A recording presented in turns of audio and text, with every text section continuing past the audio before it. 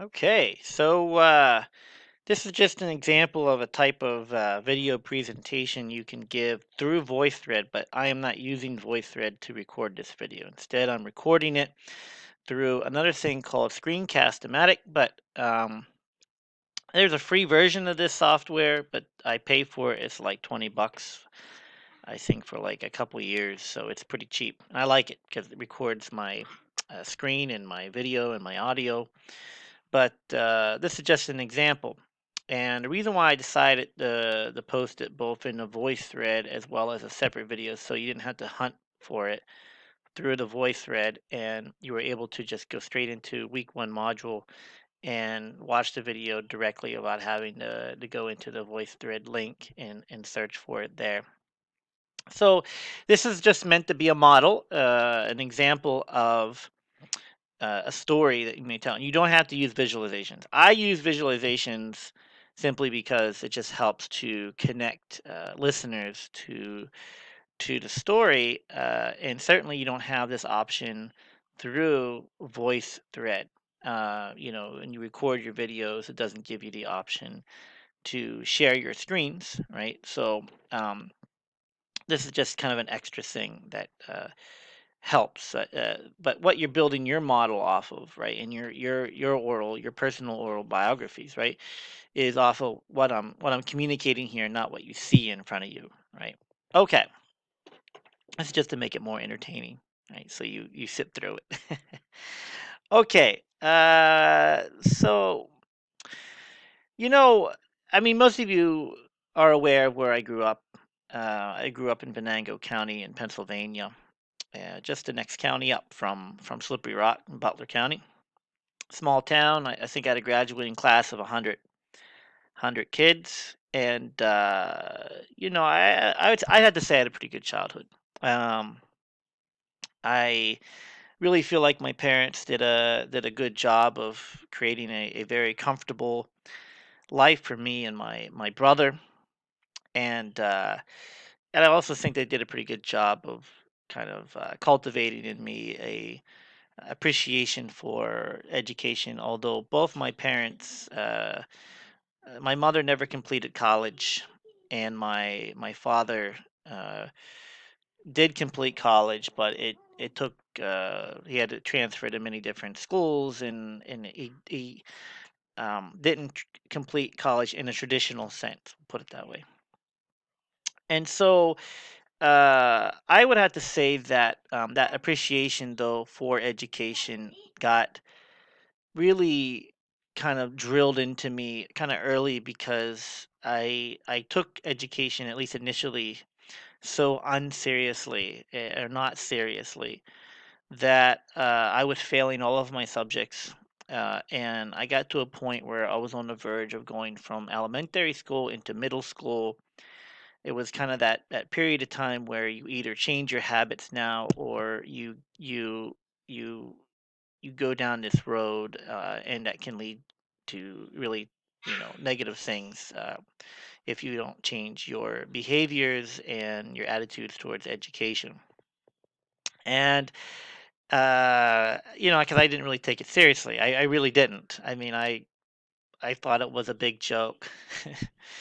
And so my parents made a very difficult choice to hold me back a year in my school. And this has been kind of a pivotal moment in my life, because it was kind of a wake up call. All of my friends were advancing on, that I'd gone to class with, were advancing on to the next grade, and I was being held back, and it was very embarrassing. It was mortifying, right? And there, the feelings that you have even as a kid, right? I mean, you don't necessarily feel the same feelings that you do as an adult. I mean, I think those feelings get compounded, especially as a seriousness becomes more real to you as an adult. But it's certainly even at that age, really impacted me. And I started to really think about the implications of education and why it was important to work as hard as I could in school and see that as an opportunity for advancement, as an opportunity to move ahead and achieve my goals in life. So I became very after that moment in my life became very committed to my education. I mean, it was like night and day, right? You know, it went from like getting straight Fs to straight A's, right? So you go from straight Fs. So clearly, it was a motivation factor, right? I mean, it wasn't that I couldn't do it. It was that I wasn't motivated to do it. So sometimes those shocking moments, right? Those moments in your life that you get to a point where you something happens and it changes everything, right?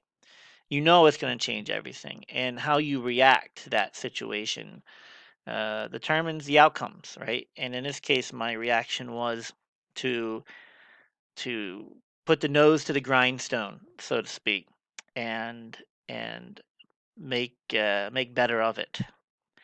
And so I finished high school in 2000. I know that some of you shared that you weren't even born by the time I finished high school in Cranberry High School in Cranberry, Pennsylvania, not Cranberry Township down in Pittsburgh, the other Cranberry. And I got accepted into Pennsylvania State University, where I got my bachelor's degree over in State College. In my program originally was meteorological studies, so doing work with and understanding the dynamics of weather, and that was always a very big interest of mine growing up. I just was so fascinated by it. I think probably from a young age, even there was a in the 1980s in northwestern Pennsylvania, there was a massive tornado outbreak, and I remember that vividly in my mind, that happening. It's kind of one of my earliest memories in northwestern Pennsylvania of this unbelievable disaster that struck the region. And so I always felt that it was something that you know that could be. I don't think I was naive enough to think that it could be controlled, but I was not. I was hopeful enough that enough could be understood about it to make appropriate plans and to limit the loss of life. And so I wanted to go on and study this in college. Now, even though I've put my nose to the grindstone, so to speak, about my education, I've had some confidence issues about it, I think. And I wouldn't link it necessarily to that moment where I was held back a grade. But I would definitely say that the confidence issue comes from the fact that uh, there's always these doubts, these lingering doubts that I can do it, right? And I think that you kind of it's another pivotal moment in your life where challenges arise, and it's not just challenges, educational challenges, but other challenges, right? And just like what we heard with J.K. Rowling, right? You find out things about yourself that you didn't know. And so I was in my meteorological program, and I was thinking, there's a lot of math there. There's a lot of trigonometry and calculus. I remember it was calculus 1, 2, and 3, right? And this was pretty serious math. It was abstract math. It was math that was maybe beyond anything I had experienced before. And I had some serious doubts about my ability to do that and to pass those classes. And so I ended up getting out of that program and pursuing a degree, a liberal arts degree in political science and international politics. And so it was that kind of that lingering doubts. Now, I know now that I can do a lot more math than I believed I could. It's almost one of those things that's always kind of stuck with me. Like, I can do this. I know I can do this, and I can do this.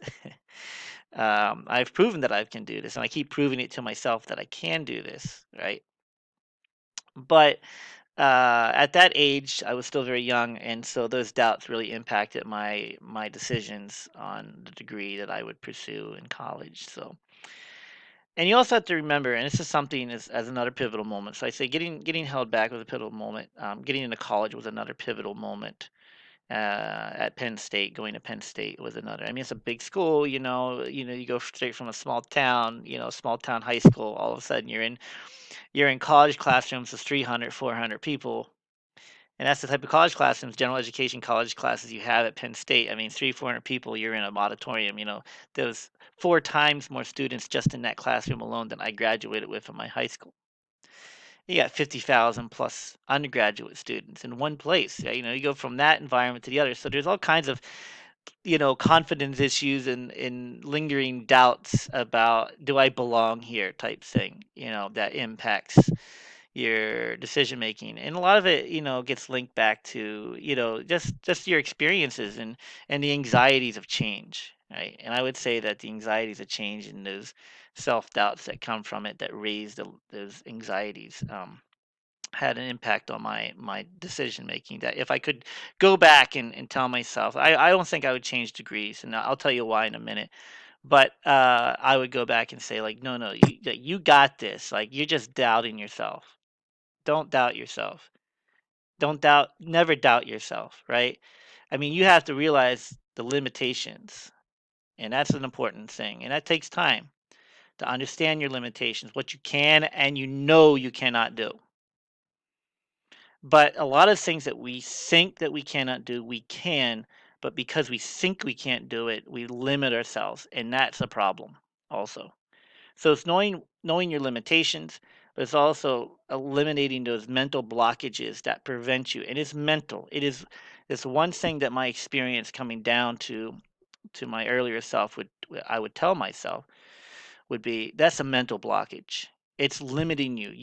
You're limiting yourself and your possibilities. And I would still say that, and I'm still thinking this today, that there's still a lot of blockages, a lot of limitations I put on myself that I know are just mental, right? It's simply the way that I think. And we have to work continuously to overcome that. It's a constant process. And so, going to Penn State, and then at the same time, and this is the reason why I wouldn't change majors. At the same time, so my generation, the millennials, the early millennials, right, the 1980s kids, especially the early 1980s kids. I was born in the early 1980s. Uh, were very much influenced by several events. Okay, 1980s was a very tumultuous year or decade, I should say. You had, right as soon as I was born, right after I was born, you had some conflict, ongoing changes going on overseas. You had the Iranian Revolution, and the United States engaging in more conflicts in the Middle East. And so, there was a lot of shift in the culture in the United States at that time in the 1980s that obviously as a kid, a young kid, I wouldn't even pick up on. By the time I got to the 1990s, we had the Gulf War, the first Gulf War, right? And we had the Oklahoma City bombing, which wasn't related, but it was kind of the advent or rise of terrorism, right? And really high impact terrorism, right? Terrorism that was very shocking, right? Stuff that was scary, even. And then, so you had Oklahoma City bombing by Timothy McVeigh, and that was, I remember that vividly when that happened. That was so shocking to me.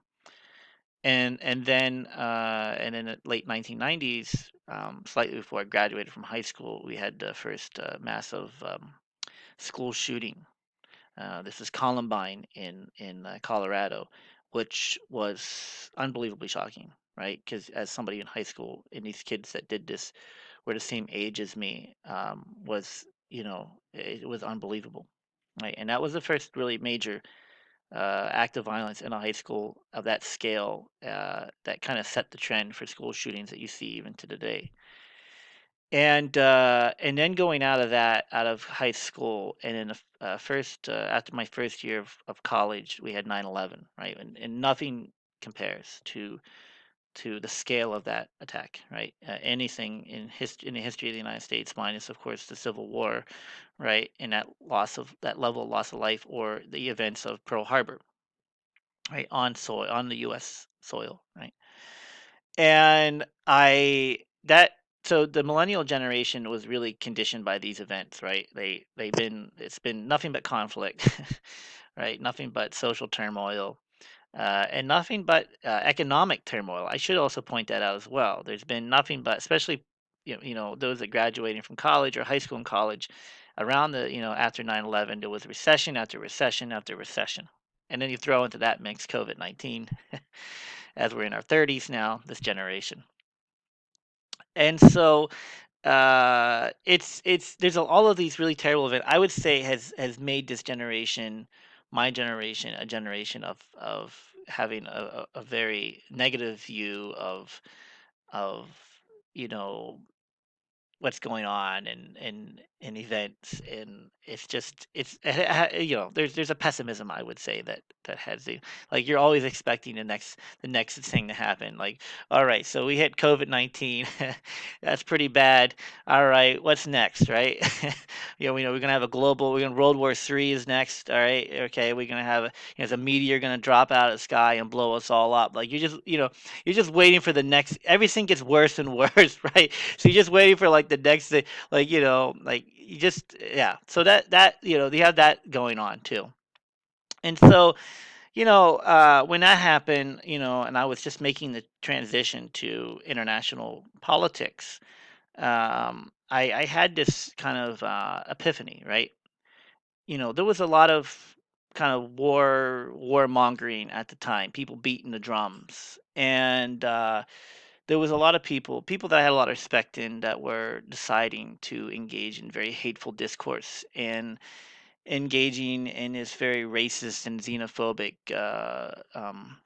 worldviews that I was very shocked about. I hadn't been raised to think like that, and my mother, my father, both, never raised me to think like that, and uh, and I couldn't understand it, actually. I mean, I understood the shock of the event itself, but to go straight from that to, like, pure rage or hate, and just I didn't understand it. I mean, I understand how someone could get that point, but I understand how they could let that consume them to the point that, I mean, just it was unbelievable. It was an unbelievable time, right? And so some of you were born around that time or after, right? You don't know, right? But it was an unbelievable time in the United States. And we were talking about your generation now going through the coronavirus, and how terrible that is. But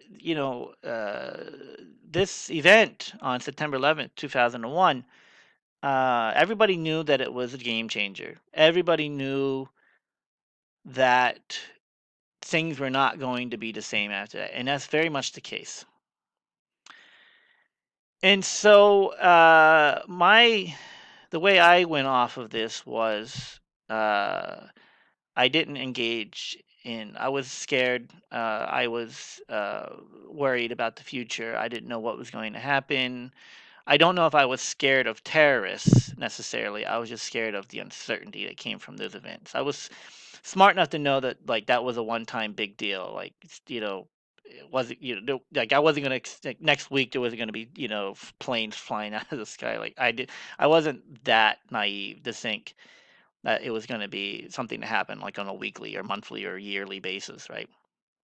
Um, and so after hearing, and this really terrible discourse that evolved at the time, and just being alarmed by the whole thing, I chose a different path, and I chose mutual understanding. I actually, when I graduated from college in 2004, and I started my master's program after that, I chose to go overseas for 3 years, and I went to Indonesia. Right, so Indonesia, for those that don't know, it's in Southeast Asia.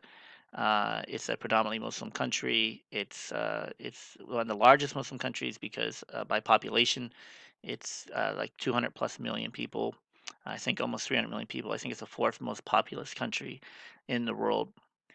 And it was at this time, I mean, going there, and I was also teaching. So I was teaching English as a second language at the time. So I said, let me go to Indonesia. I had an interest in that, and so I went there, and that was my actually first teaching gig, right? That was my first run at it. I never taught before, right? So I was never the teacher, so I didn't know what it was like to teach. And so I was teaching at a high school, and I was teaching high school kids, and I was teaching middle school kids. I was teaching all levels, right, all the way down. And I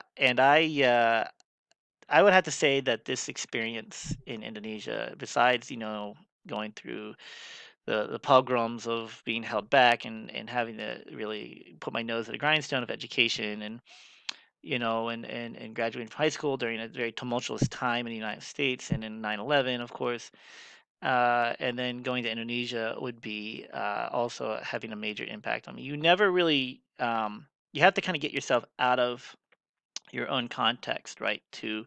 And get out. And I would recommend this to anybody: get out of where you are and go out and see the world and experience other people's experiences, right? And understand other people, and that doesn't mean read about in a book. It doesn't mean like having like a conversation with them every now and then. It means like going out and like actually interacting in a regular basis. And in my case, I was living in a village for 3 years, just outside of Jakarta, Indonesia.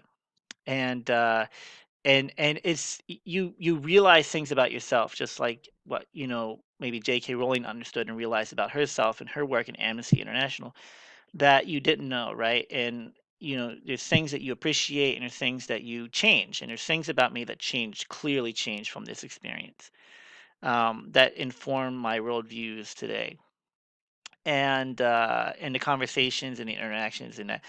And so I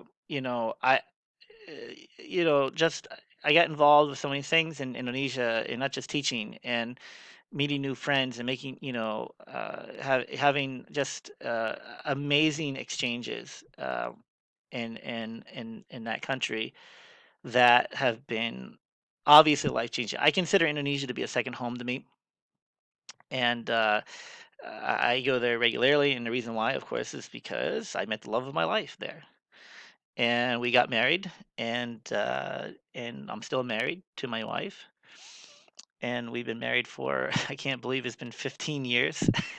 It's been quite a while. And I would say that, so not only, having been living in Indonesia and the changes that it brought to me, right, my experiences, and then meeting the love of my life and getting married was also a very major change, pivotal moment, we'll say, uh, in my life. And then finishing my schooling, right? And that meant, of course, um, after coming back from Indonesia, after learning how great it was to be a teacher, so that also kind of informed like what I wanted to do. So it's like at the time when you're in college, right, and you're an undergrad, you're thinking like, what do I want to do with this, right? And my ideas of what I wanted to do with that are completely different than what I ended up doing with it. And you'll find that's going to be the case. A lot of you are thinking, this is what I'm going to do with it. It may happen, but you'll be surprised how things change over the years. And so I ended up going back to get my doctorate. I got my master's degree. I finished my master's degree at the same time that the Great Recession started. You see, these events that are, beyond our control. And that's the thing that I also have learned over the years, is that these things are beyond our control. Coronavirus is beyond our control. We can only control ourselves. We can only control how we react to the things that happen to us. And we can grind our teeth over it. We can lose sleep over it. We can, take years off of our life worrying about things that you have no control over it. There's nothing that you can do to change that. The Great Recession was out of my control. And just like the coronavirus today, the job market was dried up because of the recession. So I went back to school. I got my doctorate, and I can't tell you. The whole time I was thinking about, I'm going back to school. I don't want to go back to school.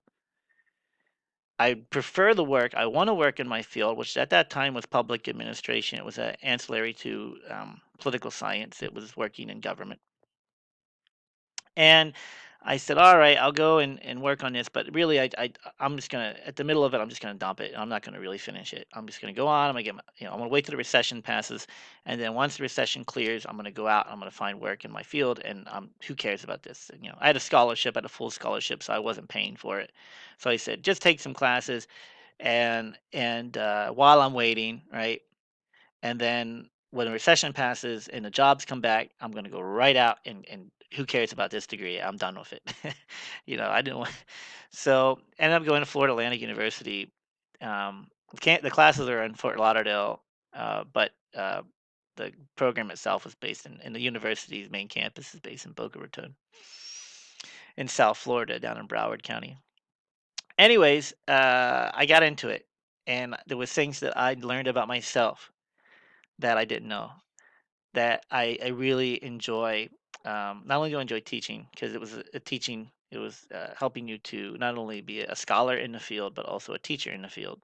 So it's a scholar teacher, and I was teaching undergraduate students down there, and undergraduate students in public finance and budgeting in my field in public administration, and I had students very much like you in my classes, and some of them had been students for a few years. Some had were new, and so I found that I really appreciated and enjoyed teaching. And not only that, but I also enjoyed research. I also enjoyed doing research on my field, which is the other thing. So teacher scholar, right? And so I enjoy writing. I enjoy writing articles. I enjoy the research process. I enjoy going out interacting with scholars, and I enjoy working with students on research and stuff like that. And so I ended up completing the program, believe it or not. I didn't want to, and I wrote, I finished it. I did my exams, which are hard, and I finished my dissertation, and I graduated from the program in 2013.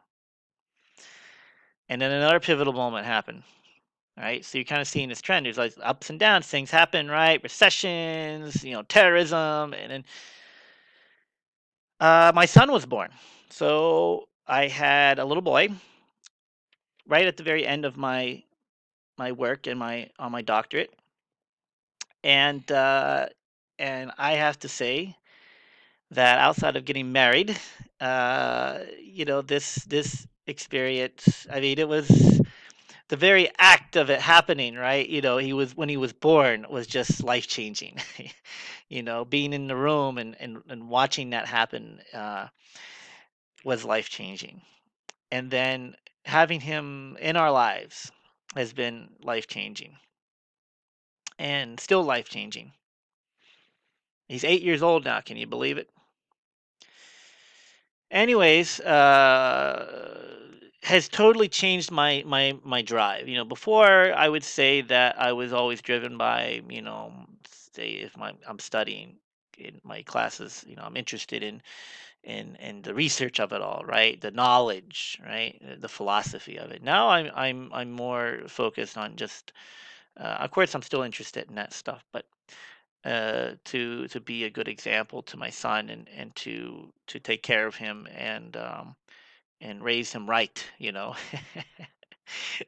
I could be a good father to him and set him and make sure that he is has everything he needs. So when he gets out there and starts his life, that he has, I created a strong foundation for him, right? This has created a whole nother level of stress that I was not anticipating, and I've had to work on that. Um, Now, I got my first job as a professor at Idaho State University. I was working with some great colleagues over there, and um, still remember as a have a really good um, memory of that place, and I still talk to my colleagues and students from that program over there. And that was very formative over there as well. I was there for 3 years, and learning to be a full-time professor and teaching undergraduates and graduate students too, right? So I had never taught graduate students before until I went to Idaho State. And so they have, there's a different way of teaching. And really, learning about the how academia functions, right? And so always though, because Idaho's so far away from Pennsylvania where I grew up, there was always kind of in the back of my mind, like we have to come back. We have to come back this way because my parents are still here. We have a little boy, like they want to be involved in his life. So, it was always in the back of my mind that we head back this direction. So that was the pull, you know, and and at the same time, right, I've always been very actively involved in helping with the refugee population in the United States, and I would say that my conversations and interactions with the um, refugee population here from different countries, from Myanmar, from Somalia, from all these different places, have been very transformative to me. Just like the discussions and conversations I've had and interactions I had in Indonesia, right? Like for instance, this is me down in Baltimore, and I was part of a program that was teaching business English to a group of employees at Under Armour down in the Curtis Bay area of Baltimore, and they were hoping to advance this group into middle management positions. So they were taking them from the floor and they're moving them up to middle management positions. But before that, they had to be able to speak English better, right? Because they would be managing both members of their community, right, their refugee population, but also others who only speak English. And so it was just, these experience, and I continue to do this today, by the way. I interact a lot with the refugee community. I do research on the refugee community, immigrant community in the United States, and that's where I chose to take it, right? I chose to go the other route with it, besides what I saw after 9/11, and a lot of people became very afraid, very xenophobic. They didn't want people from outside, quotation marks, coming in here anymore. And my perspective totally changed. And that was it was United States, the ideas of the United States, right? We are an immigrant, country, right? We are a country of immigrants, and that by being an open place, we are that city on the hill, and we need to be that city on the hill. We need to be that light to the rest of the world, that we things here that happen here in the United States, are how it can happen other places. That the wars and the terrible things that you heard about J.K. Rowling talking about, they don't this we cannot allow the United States to turn into a place where we, instead of being an example, we have just joined the fray of other places that violate the rights, the human rights of others, and that we don't have a policy of welcoming people who need protection, who need safety, who need a place where they can thrive, and they can thrive, and they should thrive. And so I've been very involved with that, and continue to be very involved with that. And it's been a sojourn. I mean, I think I said that, right? I've been around, you know. I started at Idaho. I went to Bowie, which is down in Maryland, for a year. Been trying to get back home, really. And then Michigan. I was up there before I came here, and when I got the job offer in Slippery Rock, it was a no-brainer. I mean, it was like, there I am. I come full circle. That dumb kid, right, from high school that didn't really know much about, what was going on, and had all these self-doubts and anxieties, and didn't know. And it's been 15 years or 16 some years, and here I am full circle, right back. Here I am, teaching you in a power of study or power of story course. So, anyways, that's a little bit about me. You don't have to follow my model exactly, right? And you can, and this is quite lengthy, right? 35 minutes or so. I told you it didn't have to be very long. It could be short, it could be long. Anyways, share what you feel comfortable sharing. This is what I felt comfortable sharing. You don't have to use visuals like I use. Obviously, VoiceThread won't allow you to. But showing your video is a good step, right? So, not doing the audio only, but you show your video could certainly help to make that connection. And okay, so that's my story. That's my biography. Thanks for listening.